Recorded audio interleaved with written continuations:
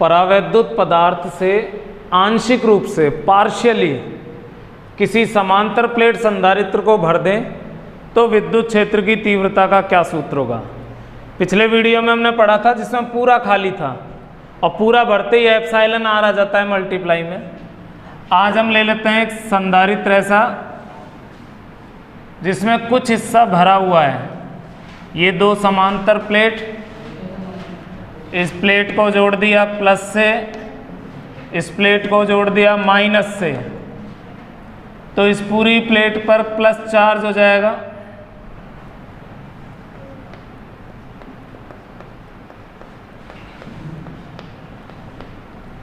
इस पूरे पर माइनस हो जाएगा। मान लेते हैं यहाँ प्लस क्यू चार्ज है इस प्लेट पर और इस पर है माइनस क्यू चार्ज, और इसकी टोटल डिस्टेंस दोनों प्लेट के बीच की है d। दोनों प्लेटों के बीच की डिस्टेंस d है। अब मैं इसमें एक ब्लॉक रख रहा हूँ, एक ऐसा ब्लॉक जो कि परावैद्युत पदार्थ का है।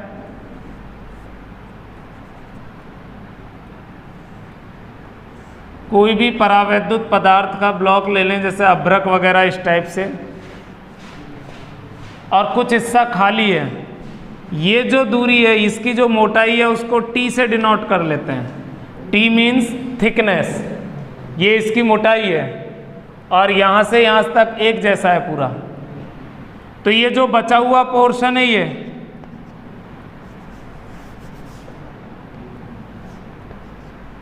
टोटल d है, तो ये बचा हुआ हो जाएगा d माइनस टी, क्योंकि ये यहाँ से यहाँ तक t है, ये मामूली सी जगह है, सारी जगह हमने इधर ही छोड़ी है।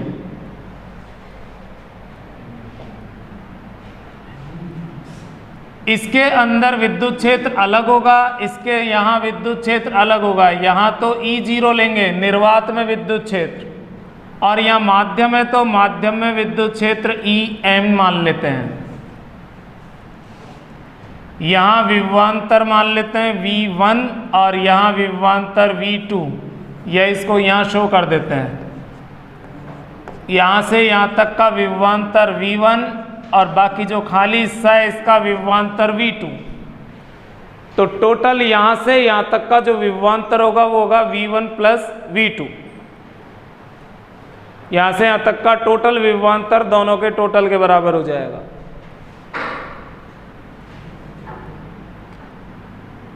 इस हिस्से का जो परावैद्युतांक है या अपेक्षिक विद्युतशीलता कह दो, एक ही बात है, वो है एप्सिलॉन आर। तो ये हो गया परावैद्युत माध्यम।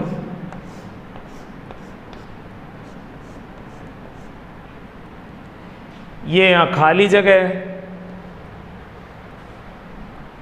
यहां से यहां तक का कुल विभवांतर निकालते हैं।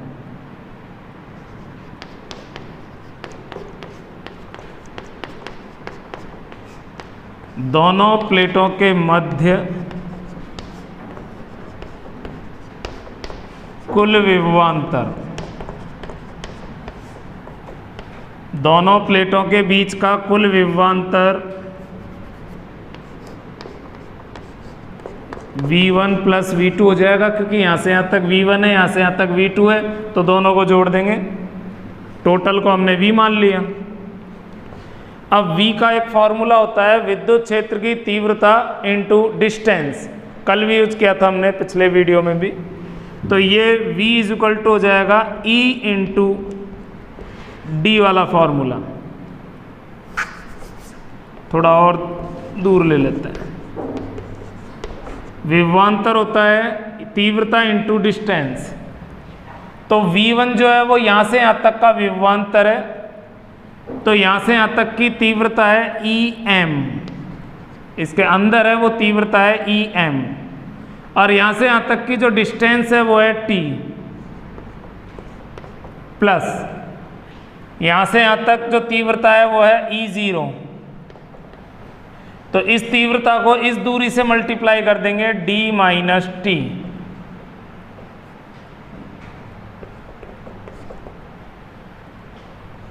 तो ये हो गया विभवांतर का मान E की फॉर्म में है।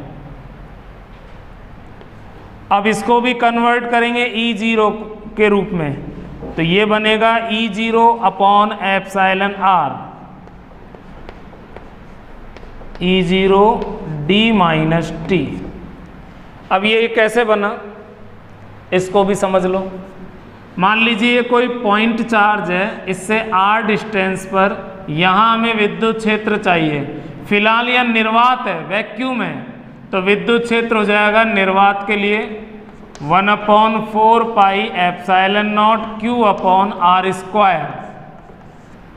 और अगर हम यहाँ माध्यम भर देते हैं तो माध्यम में विद्युत क्षेत्र की तीव्रता होगी 1/4 pi epsilon naught into epsilon R Q upon R square. अब हम डिवाइड कर देते हैं इसको इस तरह से,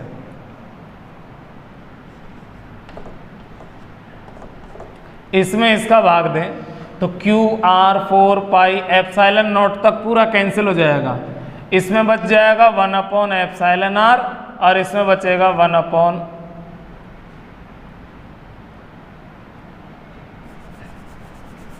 सिर्फ ये बच जाएगा, डायरेक्ट ही लिख दो इसको।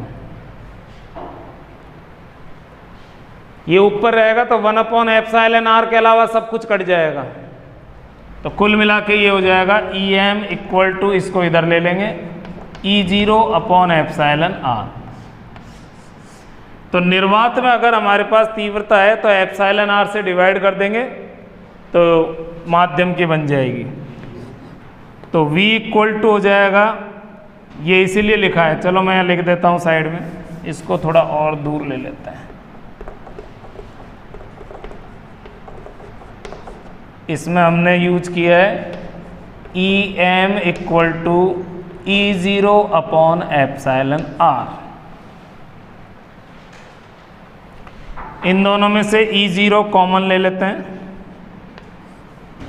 तो ये बच जाएगा T अपॉन एप्सिलॉन R। यहाँ से E0 कॉमन लेते ही ये बच गया D माइनस टी।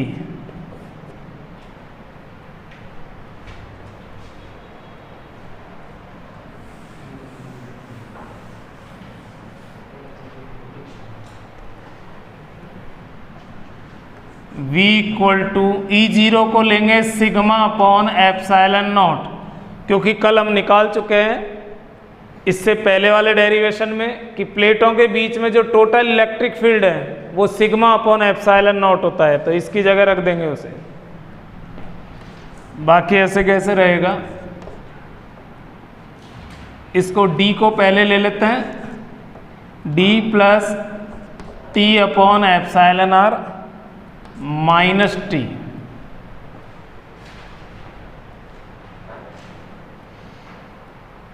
D को पहले ले लिया, ये माइनस टी को ले लो पहले। ऐसा कोई रूल नहीं है, हम किसी को भी ले सकते हैं, ऐसे भी लिख सकते हैं हम इसे, आपकी चॉइस है, कैसे भी लिख सकते हो। सिग्मा को लिखेंगे Q अपॉन A, तो Q अपॉन A ये ऐसे कैसे रहेगा, D माइनस टी कॉमन ले लेते हैं, तो माइनस टी कॉमन लेंगे तो 1, यहाँ माइनस कॉमन ले लिया जबकि यहाँ प्लस है तो माइनस आ जाएगा, T तो बाहर आ गया, 1 अपॉन एप्सिलॉन R। अगर आप प्लस T को कॉमन लोगे तो ये माइनस में बचेगा, ये प्लस में आएगा, उसको पहले रख दो। इसको वापस मल्टीप्लाई करोगे तो ये आ जाएगा और इन दोनों को मल्टीप्लाई करोगे तो ये आ जाएगा। बस अब इससे ज़्यादा ये सॉल्व नहीं होगा, तो V सॉल्व हो गया जितना होना था। अब लास्ट में धारिता निकाल देते हैं। अतः धारिता, इसका फॉर्मूला है Q अपॉन V।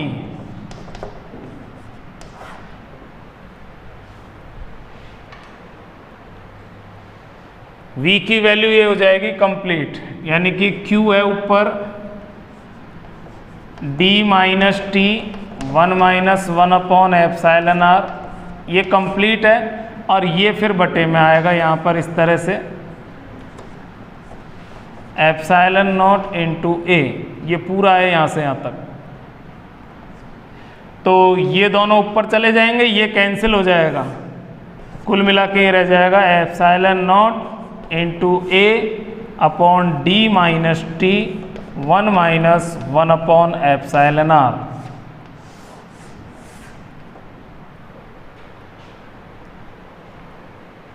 तो ये फॉर्मूला हो गया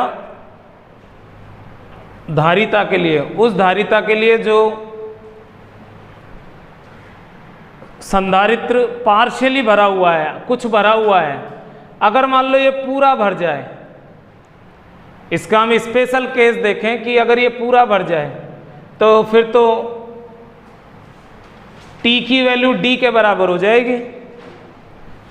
तो फिर तो यहाँ इसकी जगह d रख दो, तो d को अंदर मल्टीप्लाई करोगे इससे कैंसिल हो जाएगा और ये माइनस माइनस प्लस हो जाएगा, d अपॉन एप्सिलॉन आर हो जाएगा। Epsilon naught into a upon d minus d plus d upon epsilon r. तो ये कैंसिल हो जाएंगे ये दोनों, ये ऊपर चला जाएगा फिर। तो epsilon r epsilon naught a upon d. तो ये वही फॉर्मूला आ गया जो हमने पिछले वीडियो में पूरा भरे हुए के लिए बात की थी। तो वो इसी का एक स्पेशल केस हो गया।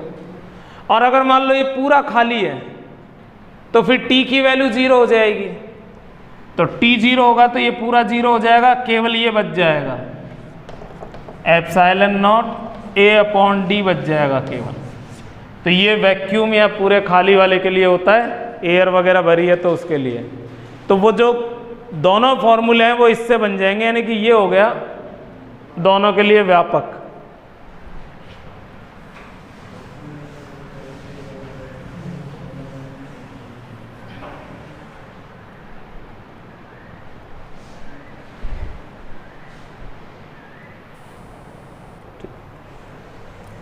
तो ये टॉपिक अपना था आंशिक रूप से भरे हुए केवल एक परावैद्युत स्लैब की वजह से। स्लैब है, कोई ब्लॉक है, परावैद्युत पदार्थ केवल एक ही भरा है, उसके लिए है। अगर मान लो अनेक परावैद्युत पदार्थ से भरे हों, काफी सारे ले लेते हैं, तो उसके लिए क्या फॉर्मूला होगा?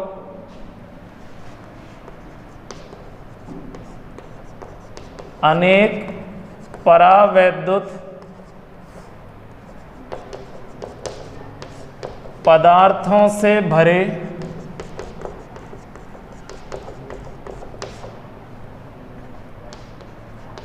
समांतर प्लेट संधारित्र की धारिता।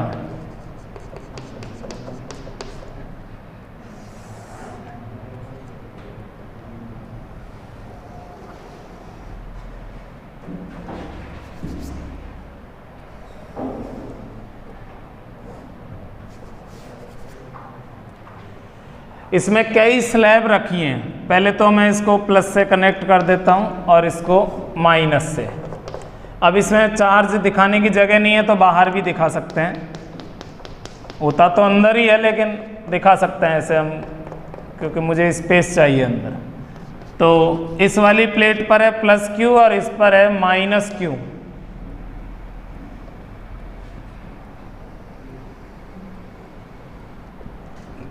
एक परावैद्युत पदार्थ की स्लैब यानी कोई गुटका है, कोई ब्लॉक है, यहाँ रख दिया।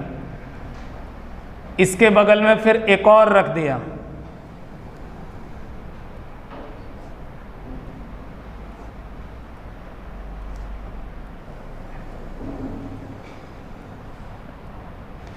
यहाँ एक और रख दिया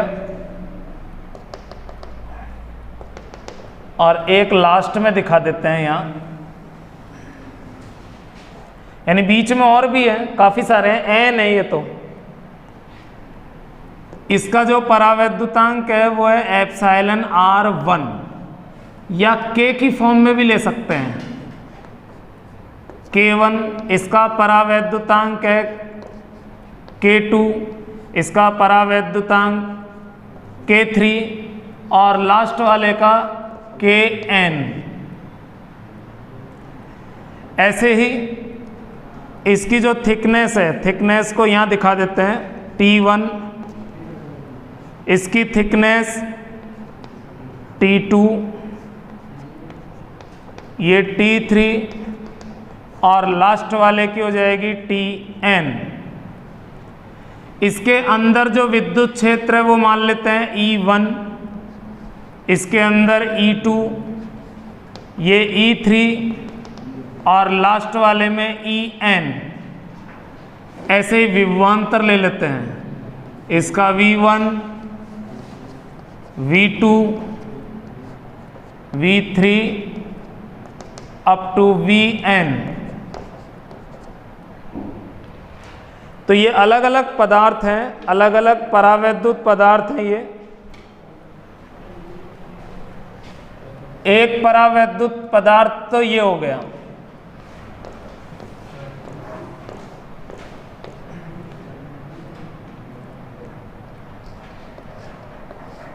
ये दूसरा पदार्थ हो गया।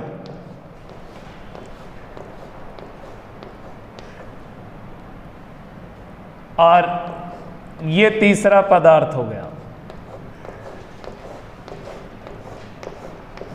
बीच में चौथा, पांचवा कितने भी हो सकते हैं। और ये लास्ट वाला मान लेते हैं एनवा पदार्थ।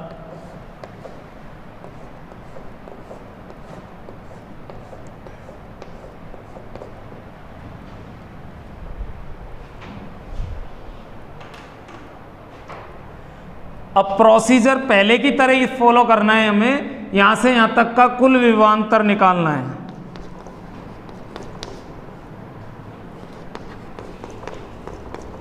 दोनों प्लेटों के मध्य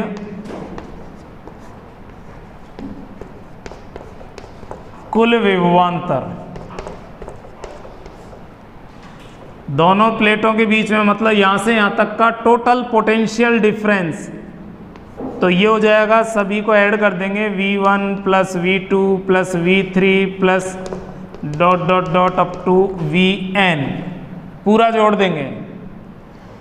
फिर V को E में कन्वर्ट करना है, तो E1 इंटू T1, इसमें वही V इक्वल टू हो जाएगा E इंटू D, डिस्टेंस वाला फॉर्मूला। तो जैसे हम इसके लिए लिख रहे हैं, तो ये यहाँ से यहाँ तक की तीव्रता है E1 और यहाँ से यहाँ तक की दूरी है T1, जो इसकी मोटाई है। सिमिलरली V2 के लिए लिखेंगे E2 T2। इस तरह से आगे बढ़ते जाएंगे। डायरेक्ट फिर लास्ट वाला ही ले लेते हैं En Tn। तो पिछले में भी हमने ये फॉर्मूला यूज किया था। फिर इसके बाद ये वाला फॉर्मूला यूज करना है हमें, Em equal to E0 upon epsilon R। और एप्सिलॉन R को ही K कहते हैं, तो K ले लेंगे। तो ये माध्यम में तीव्रता है। यहां माध्यम में तीव्रता को E1, E2, E3 ये माना है हमने। तो जैसे इसके लिए Em की जगह E1 हो जाएगा, दूसरे वाले के लिए Em की जगह E2 हो जाएगा। तो ये जो Em है वही है यहाँ पर E1, E2 वगैरह सब। अगर इनको निकाल देते तब ये E0 बचता। तो इसको E0 में कन्वर्ट करना है, तो E0 अपॉन K1 इसके अनुसार, क्योंकि इसका परावैद्युतांक K1 है और ये T1 पहले से ही मौजूद है। ये E2 की जगह लिखेंगे E0 अपॉन K2 और ये T2 और है, प्लस अप टू E0, यहाँ आ जाएगा Kn और Tn।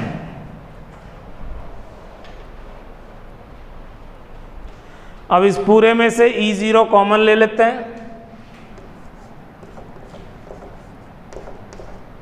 तो E0 कॉमन लेने पर बचेगा T1 अपॉन K1 प्लस, इसमें से T1 अपॉन K1 बच गया। तो इसी तरह से हर स्टेप में से यही बचता जाएगा हर टर्म में। तो लास्ट वाला हो जाएगा Tn अपॉन Kn।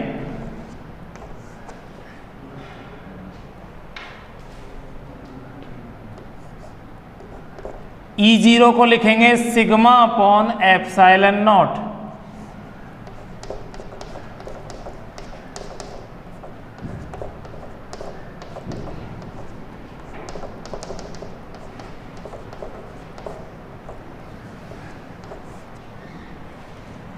क्योंकि ये दोनों प्लेटों के बीच में तीव्रता का फॉर्मूला होता है E0 sigma upon epsilon not.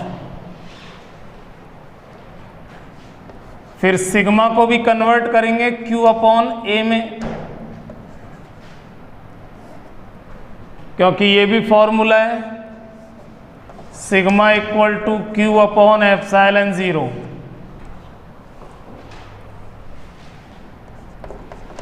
T1 upon K1 plus T2 upon K2 plus dot dot dot up to ये। बाकी तो अंदर का सब सेम चल ही रहा है, बस यहाँ चेंज किया है हमने, बस इतना ही सॉल्व होगा अभी। तो हमारा प्रोसीजर यही है, विभवांतर को कैसे भी करके Q की फॉर्म में ले आओ, QA इनकी फॉर्म में, और अंत में फिर धारिता का फॉर्मूला लगा देंगे। अतः आवेश धारिता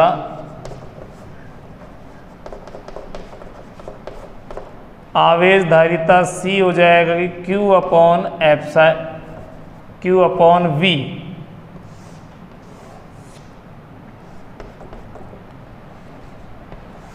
अब V की जगह ये कंप्लीट है, यानी Q upon epsilon naught A, और फिर ये ब्रैकेट का मैटर पूरा T2 K2 Tn Kn complete.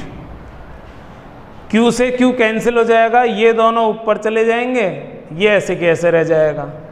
तो हमारा फॉर्मूला हो गया एप्सिलॉन नॉट इंटू A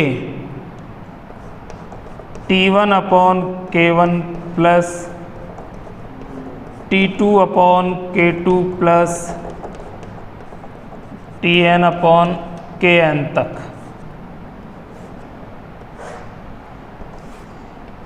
तो ये हो गया व्यंजक इसकी धारिता का, जिसमें अनेक परावैद्युत पदार्थ भरे हैं।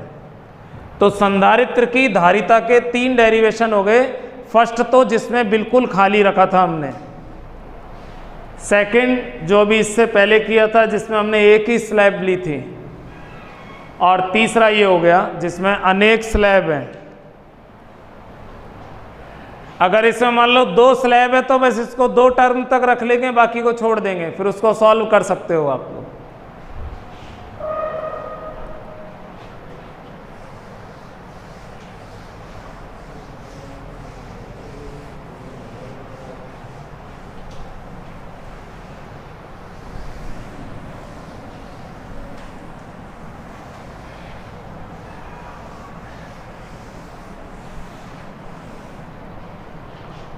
अब एक एग्जाम्पल लेते हैं हम।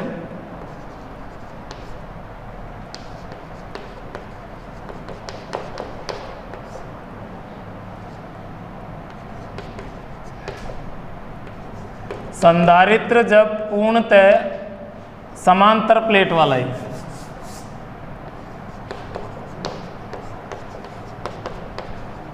वायु से भरे समांतर प्लेट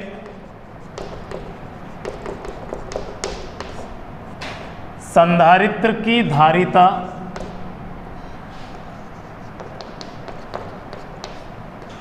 C0 है। मान लेते हैं शुरू में समांतर प्लेट संधारित्र बिल्कुल खाली है और उसकी धारिता है C0।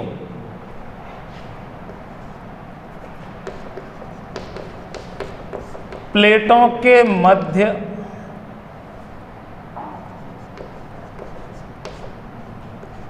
(3d/4) मोटाई। अब इसका मतलब d क्या रहा है, तो d का मतलब होता है प्लेटों के बीच की टोटल डिस्टेंस, तो उसकी 3/4 मोटाई का कोई स्लैब ले रहे हैं। प्लेटों के मध्य 3d/4 मोटाई का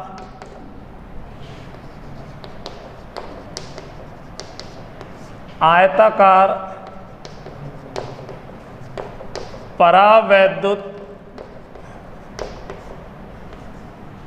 गुटका रखने पर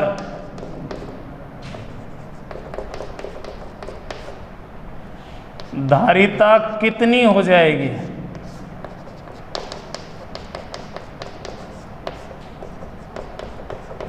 यदि इसका परावैद्युतांक यदि इसका परावैद्युतांक 6 है, यानी k या एप्सिलॉन r की वैल्यू है ये, तो इसको सॉल्व करेंगे। उसके लिए हम पहले वायु वाले के लिए लिख लेते हैं। वायु से भरे संधारित्र के लिए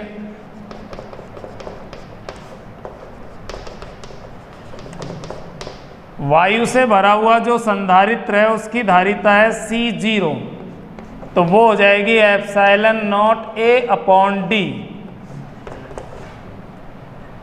लेकिन आंशिक रूप से अगर भरा हुआ है तो उसके लिए फॉर्मूला क्या आएगा? क्योंकि पूरा भरा हुआ नहीं है, कुछ भरा हुआ है, तो इसमें लगेगा फॉर्मूला आंशिक रूप से भरा वाला।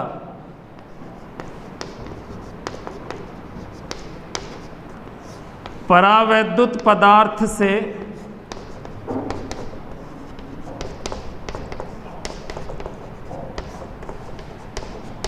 आंशिक रूप से भरे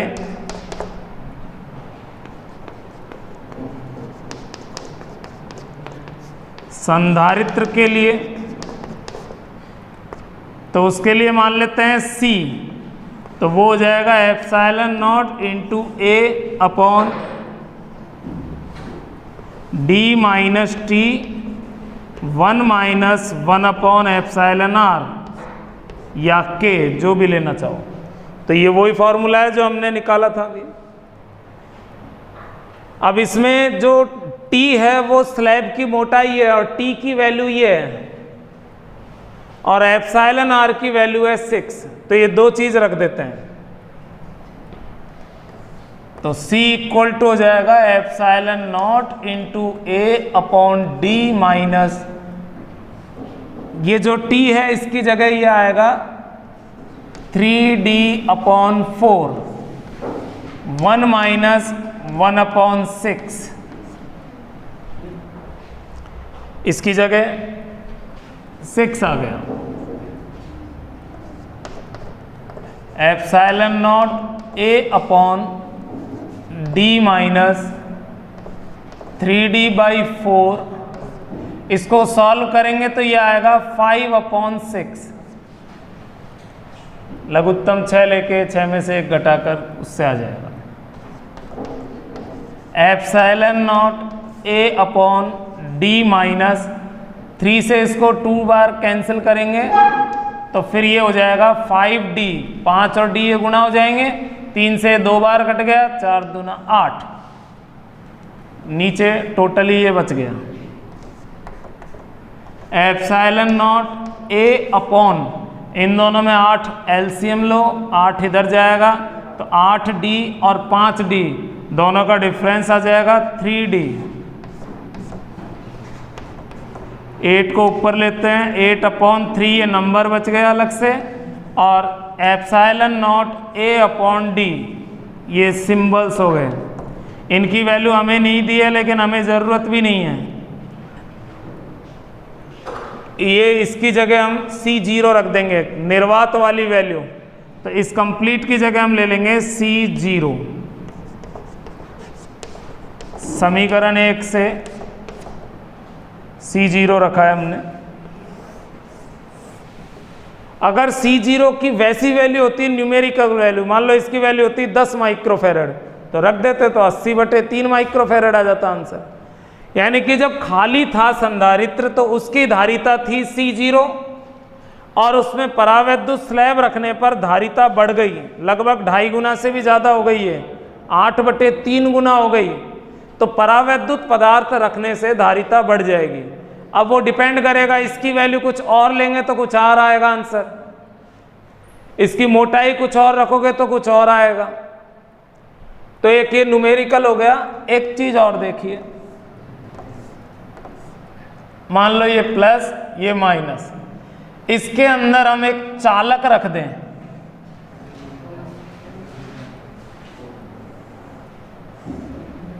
ये मैंने एक चालक रख दिया तो क्या होगा? तो C equal to epsilon naught A upon, ये तो पूरा भरा हुआ है तो वो वाला फॉर्मूला लगाएंगे epsilon R A upon D वाला। चालक धातु जो होती है उनके लिए एप्सिलॉन R की वैल्यू इनफाइनाइट होती है, अनंत होती है, तो C की वैल्यू भी इन्फिनिटी हो गई, मतलब धारिता अनंत हो गई। अनंत क्यों हो गई? ये आवेश लेता ही जाएगा। जैसे आप एक बैटरी लगा देते हो यहाँ,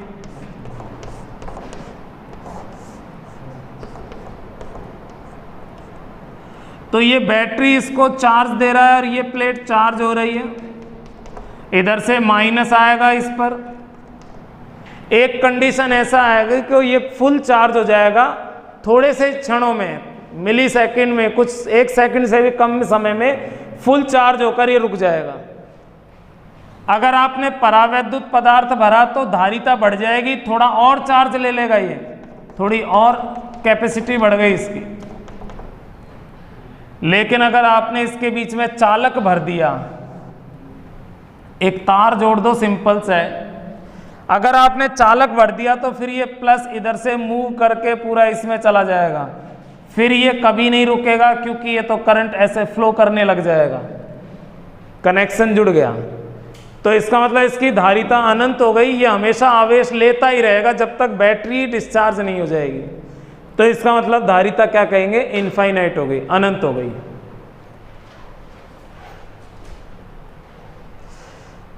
तो आज के लिए इतना ही काफ़ी है। बाय।